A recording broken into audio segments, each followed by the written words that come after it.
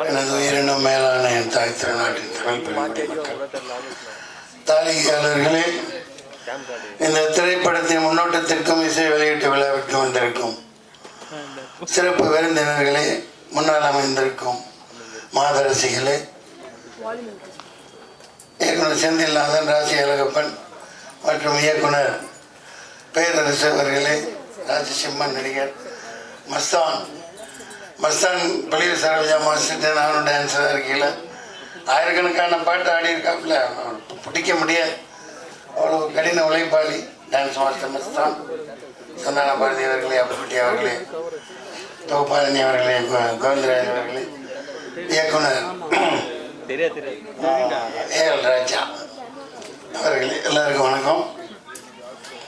சூரியனும் சூரியகாந்தியும், சூரியன் இங்கே 40 வந்துருச்சு, அங்கே காந்தி தான் வரல. சூரியகாந்தி அதாவது ராகுல் காந்தி வரல. இது சிரிக்கிறதுக்காக சொல்லலை, ஏன் வரல? இப்ப நான் ஒருத்தன் தான் சொல்லிக்கிட்டு இருந்தேன், இதோட சம்பந்தப்பட்டதுனால சொல்றேன்.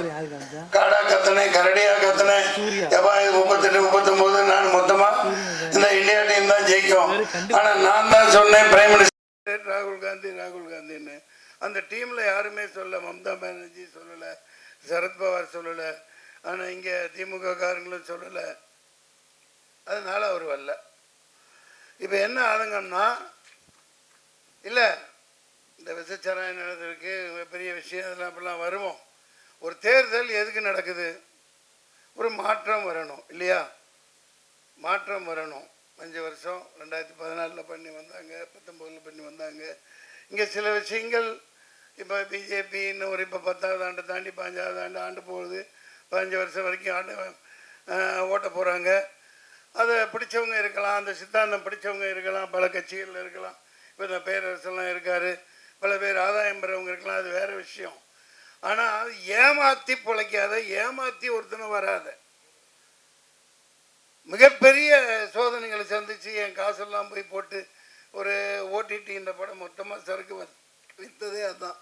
அந்த காசை போட்டு பேரம்பாக்கத்தில் 2 பிளாட்டை விற்று போய் நாயா ரொம்ப கஷ்டப்பட்டு ஏண்டா நின்னேன்னு அவ்வளோ பெரிய அனுபவங்களை சந்தித்தேன். நான் அதை சொல்கிறேன், இவங்களை சோகத்தில் மூழ்கடிக்க அடிக்க வரலை. சூரியனும் சூரியகாந்தியும் இல்லையா? இப்போ சமூக நீதி பற்றி ரொம்ப பேசுனாங்க.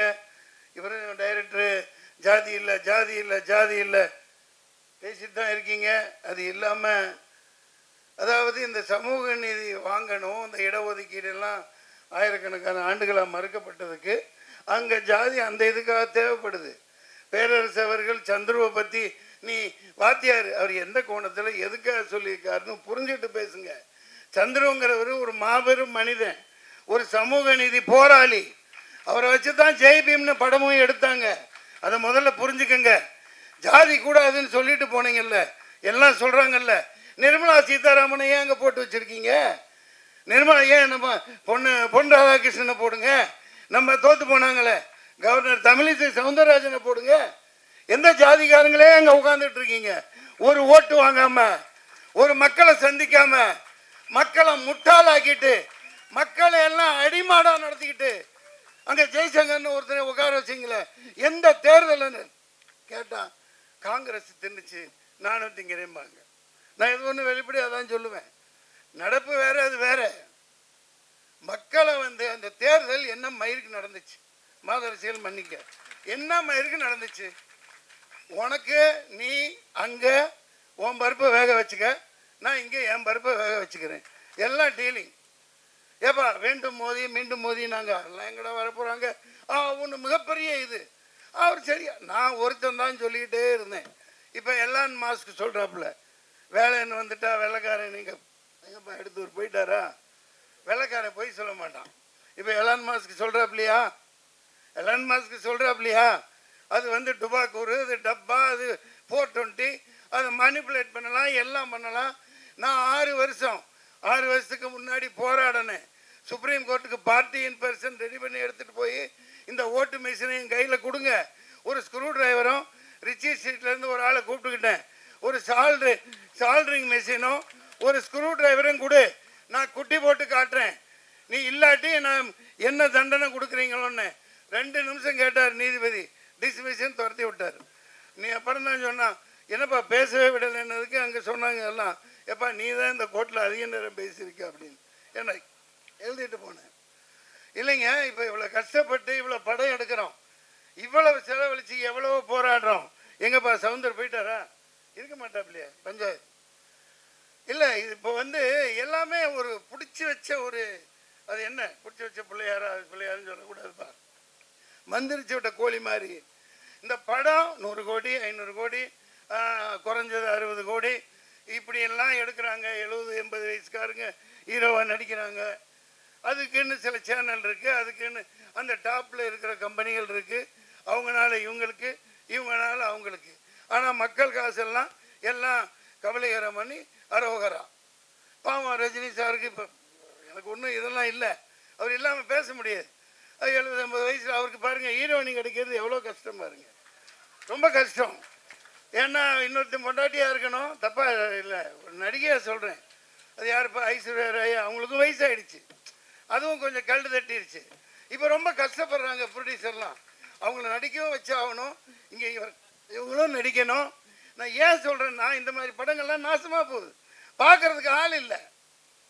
மக்கள் காசை வச்சுக்கிட்டு எப்படா வரும், தலைவர் படம் வரும், ஒன்றும் உட்கார்றது இல்லை, பில்டப் பண்ணுறாங்க. எல்லாமே பில்டப்பு, பில்டப்லேயே சினிமா போயிட்டுருக்கு. இப்படியே போயிட்டு இருந்தா எப்படி? இப்போ கவுன்சிலர்லேருந்து இவன் எங்கேப்பா, இவர் போயிட்டாரா, அவரும் போயிட்டாரா, நம்ம எல்லாம் ஓடி போயிடுவாங்க, நிற்கவே மாட்டாங்க. நம்ம இப்போ இவருப்பா, அதான் கிழக்கு வாசல் டைரக்டருங்கப்பா, உதயகுமார் சார், அவரும் போயிடுவார். அதாவது ஒரு லிங்க் உள்ளவங்க, திராவிடம் அது இது என்னென்னமோ பேசுகிறீங்க, அதெல்லாம் சமூக நீதி எங்கே இருக்குது? முதல்ல பெரியாரை சொல்கிறீங்க, அவர் அளவுக்கு ஒரு எண்ணத்தை சொல்கிறது. இப்போ ஆண்டுகிட்டு இருக்க கட்சி பெரியார் அண்ணா சொல்லு, அங்கங்கே கட்டடம் கட்டுறாங்க, 40% கமிஷனை வாங்கிக்கிறாங்க, செலவு வைக்கிறாங்க, என்னென்னமோ கட்டுறாங்க. பெரியார் சொல்கிறபடி, அவரோட கூற்றுப்படி நீங்கள் வாழ்கிறீங்களா?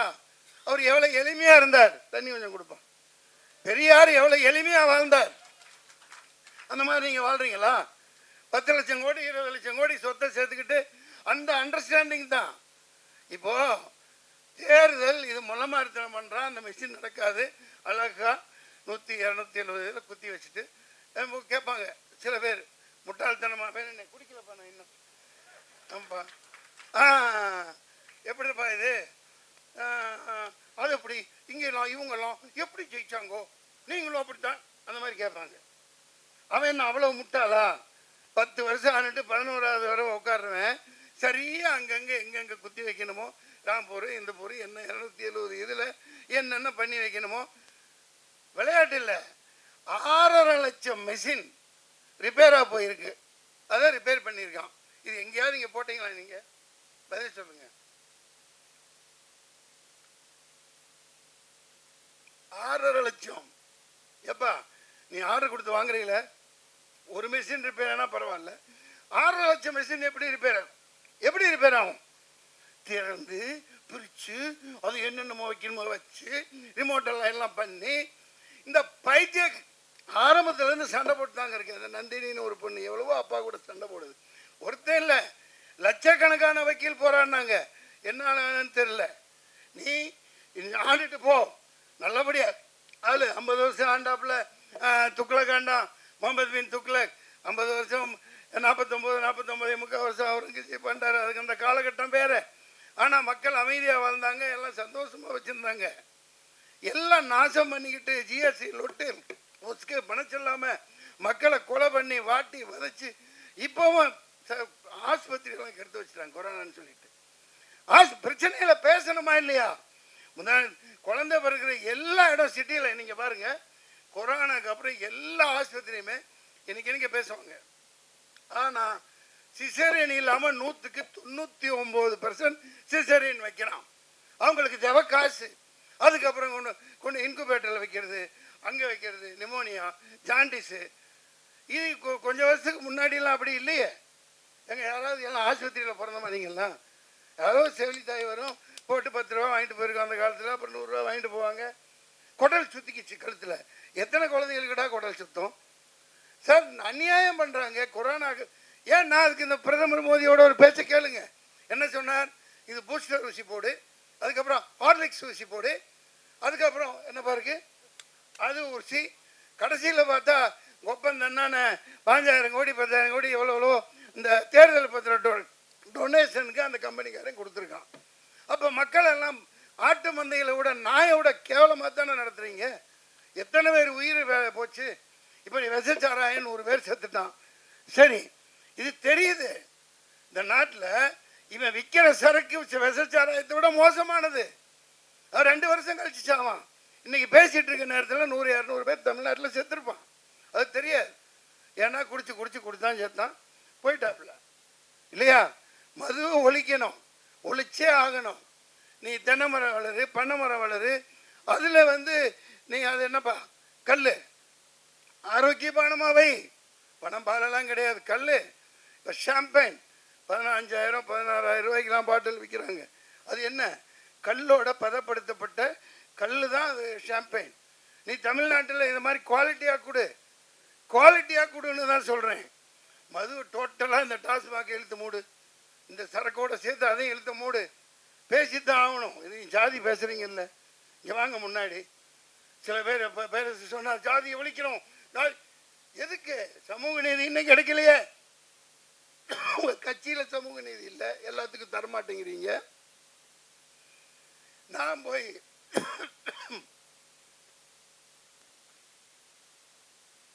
ஏதோ ஒரு விரல் புரட்சி நம்ம போவோம்ப்பா பாய்ங்க.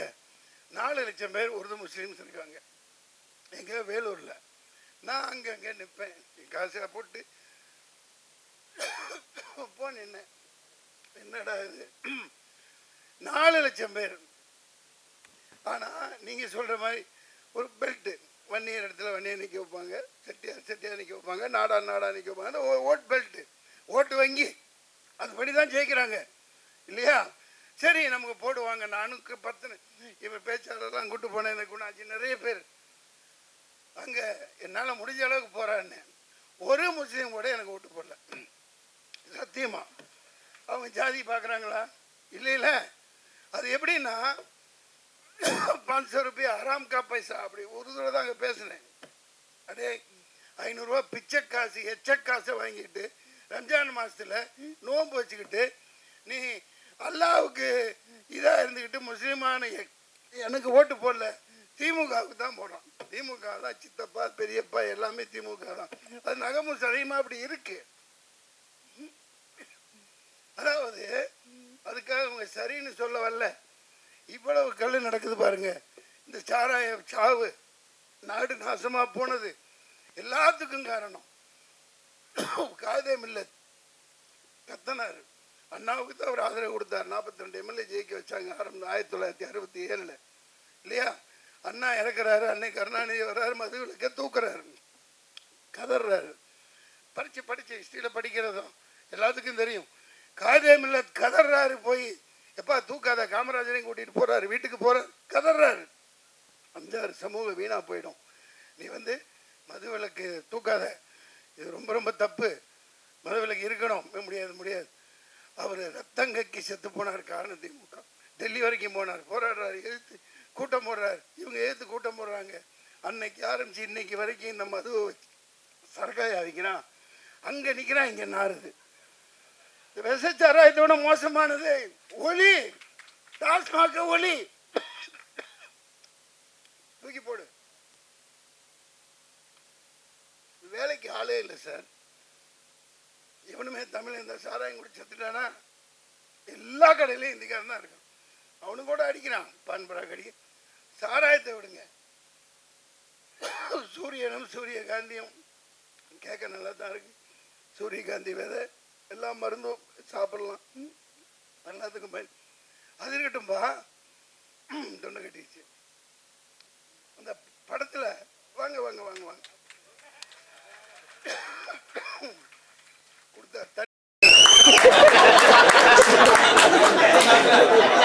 பேசிட்டு தான் பேசணுமே. இந்த ஒரு கதாநாயகி தங்கச்சி பாப்பா நீ இவங்களே காட்டுறாங்களே, ஒரு நாட்டு கட்ட ஒண்ணு அடிச்சாதீங்க.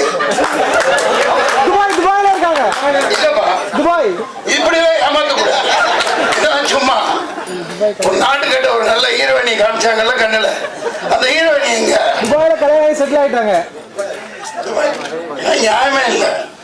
நான் வந்து இங்க காட்டு கத்து கத்திட்டு இருக்கேன், இன்னொரு பொண்ணை காமிச்சால்தான் ஹீரோயினி, அதான் ஹீரோயினி. நியாயமே இல்லை. நீங்களாம் இப்படி ஏமாத்த கூடாது. இது முள்ள மாதிரி தேர்தல் இப்படிதான் நடத்துவான். சார் நீங்க வாழ்த்திட்டு போறேன், நானே வாழ்த்துறேன், நானே பேரரசு கூட பிரச்சாரத்துக்கு வரேன். நீ வாக்குச்சீட்டுல தேர்தல் நடத்து, நானே கேக்குதா இல்லையா? அப்படி உள்குத்து இருக்கு. இப்ப திமுக ஓபனா சொல்றேன், 40 சீட்டு வச்சிருக்கீங்க. டேய் வாங்க, நாங்க தேர்தலில் பங்கு பெற மாட்டோம், நாங்க பாய்காட் பண்றோம். நீ வாக்குச்சீட்டுல நடத்து. ஏன் சொல்லல? உன் பருப்பு அங்க வேக வச்சுக்க, இந்த மெஷின் அங்கிட்டு தள்ளிடுறேன், நான் இங்க வந்து செட்டப் பண்ணி இங்க பண்றேன். அதுதான் நடக்குது. இது இந்த மெஷின் இருக்கிற வரைக்கும் சூரியகாந்தி மலராது, சூரியன் டெய்லி ஊத்துக்கிட்டு தான் இருக்கும். அதே முட்டாளாக தான் ஆக்கிட்டு இருப்பாங்க. நாட்டில் ஒரு முன்னேற்றமும் வராது. தமிழன் பிரச்சனை தீர போறது இல்லை. தீருமா? மீனவ பிரச்சனை தீர போறது இல்லை. கடிதம் எழுதுவாங்க, நீட் என்ன மூப்பிச்சு. அவன் ஒரு 40 சேனல் நடத்துறான். அதை வச்சு ஒரு கையில் கிடைச்சா அடிச்சு விறகு கட்டிலேயே மண்டையை பிறந்து ஒரு 4 பேரை வரவழைச்சிக்குவாங்க. டிபேட் தான். நீட் என்ன அது இது. ஐயோ, அந்த பொட்டி வீட்டில் நம்மளதான் இருக்கு. ரொம்ப கொடுமையா இருக்கு. எவ்வளவு அநியாயம் பண்றீங்க பாருங்க. எந்த பிரச்சனையும் தீருதா? இந்த நீட்டை பத்தி இன்னும் 5 வருஷம், அதுக்கப்புறம் 5 வருஷம், அப்புறமும் இந்த முதல் கையெழுத்து இதுக்கு தான். எனக்கு வாயில ஏதோ வருது. இது ஏமாத்திட்டு தான் இருப்பாங்க. இன்னைக்கு என்ன மீனவனை கைது பண்றான், நம்ம காவேரி தண்ணி வர போறதில்லை, முல்லை பெரியார் வர போறதில்லை, பாலாறுல தண்ணி வர போறதில்லை. இவனை இந்த சாராயத்தை விற்று பொழைச்சி இதே நாட்டு நாசமாக்கி குடிமக்கள் எல்லாம் நாசமாக்கிட்டாங்க. இதுக்கு ஒரே தீர்வு, உண்மையான சமூக நீதி வரணும். இந்த பொய் திராவிடம் ஒழிக்கப்படணும். இந்த சூரியகாந்தியும் இந்த மாதிரி படம் எடுக்கிறவங்களை நான் ஏன் இப்போ வந்து பாராட்டுறை சொல்கிறோம்னா, அதுக்கான கட்டமைப்பு யாரும் செய்ய மாட்டேங்கிறீங்க. இப்போ செந்தில்நாதன் அப்படி ஒரு இயக்குனர், ஒரு நாளைக்கு 11 படம் பண்ணுவார்.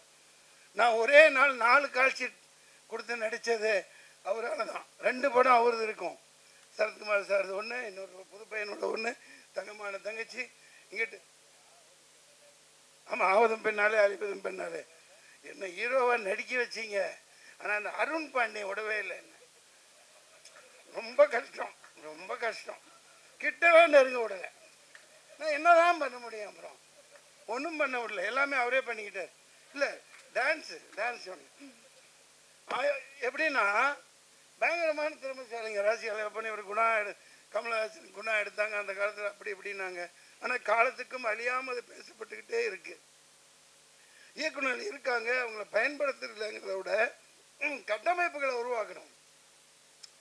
இப்போ தியேட்டரில் ஒரு 50 ரூபா, 60 ரூபா, 30 ரூபா இந்த மாதிரி இந்த குறிப்பிட்ட படங்களுக்குன்னு சொல்லி மக்கள் எந்த நேரம் பார்ப்பாங்களோ அந்த மாதிரி காட்சிகளை இந்த எளிய படங்களுக்கு திரையரங்கில் ஒதுக்கணும். கண்டிப்பாக இதெல்லாம் செய்யணும். ஏன் செய்வான்? எந்த நாயும் பேசாது. எல்லாம் ஒரு நாய்கிட்ட குமிச்சு கிடக்குது. அந்த நாய் கொள்ளையடிச்சு அவனுக்கு எங்கே வச்சிருக்கானுங்க, எத்தனை நாடுகளில் எத்தனை கார்பரேட் கம்பெனிகள் இருக்குன்னு அவங்களுக்கே தெரியாது. அதை ஒரு 10 தலைமுறைக்கு எழுதி வச்சுருப்பாங்க. நான் எனக்கு ஒன்றும் ஆதங்கம், இது வந்து ஒரு இயலாமை இல்லை. உண்மையை தான் பேசுவேன், உண்மையை தவிர நான் வேறு எதுவும் சொல்ல மாட்டேன். இந்த நாடு இந்த ஓட்டு மிஷின் இருக்கிற வரைக்கும் விளங்காது. அதை தொடப்பு கட்டையில் அடித்தா தான் உட்கார வைக்க முடியும். உண்மையான தேர்தல் நடத்து. இது எந்த டிபேட்டுக்கு வேண வாரை. பேரரசு அவர்களே நன்றி, சந்தான பாரதி அவர்களே நன்றி. அதனால வடக்கையும் வாழலை, தெற்கும் வாழலை, ஒன்றுமே ரொம்ப கொடுமைங்க. சரி, ஆமாம், அது சூரிய கொடுமை இல்லைப்பா. அதனால ஆட்டை போட்டு வந்ததுதான்ப்பா. ஏப்பா அண்ணா வச்சிருந்த கட்சியை ஆட்டை போட்டு வந்து பண்ணுறாங்க. இப்போ நான் தனியாக போராடி 4 ஓட்டு வாங்குறேன். அதில் ஒரு மிகப்பெரிய குத்து. ஏன்னா எலெக்ஷன் கமிஷன் நான் அப்பயே சொன்னேன், சொல்லக்கூடாது யாரும். 4 பேர் செத்தாங்களா இல்லையா? வெயிலில் நின்று 4 பேர் ஓட்டு போட்டு வந்தவங்க செத்தாங்களா இல்லையா? எல்லாம் மறந்துட்டீங்களா பத்திரிக்கைக்காரங்க? பேப்பரில் போட்டிங்கல்ல, அந்த 4 பேருக்கும் தேர்தல் கமிஷன் 1 கோடி கொடுக்குறோன்னு பேட்டி கொடுத்தேன். சில பேர் போட்டாங்க, ஏன் கொடுத்தாகணும்ல, மைய காமிச்சு விரலை காமிச்சு லட்சம் கோடி செலவு பண்ணி தேர்தல் நடத்துறீங்கல்ல, அவ்வளோ இயலாமல் அந்த வேகாத வெயிலில் வந்தாங்கல்ல, செத்தாங்கல்ல, அவங்களுக்கு ஏன் நஷ்ட ஈடு கொடுக்கல? நல்லது, நல்ல பாயிண்ட். இல்லை, தேர்தல் ஆணையம் அவங்களுக்கு கொடுக்கணும்னு போட்டேன். அது பல இதை நான் சொல்லிட்டு வரேன். தேர்தல் ஆணையம் அது மோதி விட்டு பூனையம்னு முன்னாடி சொன்னேன், இன்னைக்கு சொல்கிறேன், என்றைக்குமே அப்படி தான் வச்சிருக்க வரைக்கும். அதுதான் அது அநியாயம் நடத்தப்படுதா இல்லையா? ஒரு ஓட்டு போட வந்து செத்து போனான்னா அவனுக்கு நஷ்ட ஈடு கொடுத்தே ஆகணும். அந்த நேரத்தில் எந்த அரசியல் கட்சி கொடுக்க முடியாது, தேர்தல் ஆணையம் கொடுக்கணும். ஏன் இவ்வளோ லட்சம் கோடி பண்ணுறீங்கல்ல, கூப்பிட்றீங்கல்ல, விளம்பரம் கொடுக்குறீங்க, விளம்பரம் வைக்கிறீங்கல்ல, இப்போ கொடுத்தா என்ன மோசம் போகுது? நான் அந்த மிகப்பெரிய இந்த வேலூரில் அது முன்னாடி அந்த அனுபவம் இருந்துச்சு. முகவர்கள் வைக்கல, என்கிட்ட காசு இல்லை, இந்த ஏஜென்ட் எல்லாம் வைக்கல. அவ்வளோதான். அவங்க இன்ஃப்ளூயன்ஸ் பண்ணி அவங்க காக்கா கூட்ட மாதிரி 400 பேர் 500 உட்கார வச்சுட்டு ஓட்டு அங்கே இங்கே மெஷின் 40 இதை திறந்தால் 50 அப்போலாம் இந்தா நீ அதை எடுத்துக்கோ இதை எடுத்துக்கோன்னு இன்ஃப்ளூயன்ஸ் பண்ணுவாங்க. அது பேசி இப்போ பிரயோஜனம் இல்லை. ஆனால் நியாயம் தர்மம் என்னைக்கு ஜெயிக்கணும், உண்மையான ஒரு ஜனநாயகம் மலரணும், அதுதான் என்னோட ஆசை. இந்த சந்தான பாரதி சார் நடிச்சிருக்காங்க. இந்த படம்னு இல்லைங்க, நிறைய படம் இல்லைங்க. டெய்லி விழா நடக்கணும், நல்ல திறமையானவர்கள். ராஜாங்க நீங்களே நடிச்சுக்கிட்டே இருந்தால் எப்படி? நீங்களும் இந்த பாட்டில் நடிச்சிருக்கீங்கல்ல, சரி நல்ல திறமையானவர். நிறைய திறமைசாலிகள் இப்போ கேரளாவில் இருக்க மாதிரி இங்கே வரமாட்டேங்குது. வந்தால் பயன்படுத்துக்கான கட்டமைப்புகளை உருவாக்கணும். 500 ரூபா கொடுத்து இப்போ தேட்டருக்கு போனால் 2000 4000 5000 ரூபாய் அது ஒரு குடும்பத்துக்கு குறைஞ்சபட்சம். இந்த மாதிரி சின்ன படங்களுக்காக, சின்ன படங்கள்னு பிரிக்கிறது இல்லை, ஆட்டோமேட்டிக்காக அதை பார்த்தா தெரிஞ்சிடும், ஓகேப்பா, அந்த மாதிரி பண்ணி தர மாட்டேங்கிறாங்க. பெரிய எந்த பணக்காரனுக்கு உதவ மாட்டான். இப்போ வேட்பாளர்கள் நின்று ஆளுகளை எடுத்து பார்த்துக்குங்க, ஜெயிச்சு வந்தவன் எல்லாம் கோடீஸ்வரன், பரம கோடீஸ்வரன் தான் ஜெயிச்சு வந்திருக்கான். ஆந்திராவிலேருந்து பல இடத்துல பல லட்சக்கணக்கான கோடிகளை சொத்தாக வச்சுருக்கவன். அவன் எப்படி ஏழைக்கு உதவுவான்? அவன் எப்படி உதவுவான்? கட்டமைப்பு இல்லை. ப்ரொடியூசர் கவுன்சில், நடிகர் சங்கம், இதெல்லாம் ஒரு இப்போ பெப்சி, அவங்க தொழிலாளர்களுக்கு சம்பளம் வாங்குற அதே நோக்கில் படம் ஓடுறதுக்கும் அவங்க உதவணும், இது குரல் கொடுக்கணும், செய்யணும். அது செஞ்சால் குறைஞ்சபட்சம் ஒரு என்டர்டெயின்மெண்ட்டுப்பா.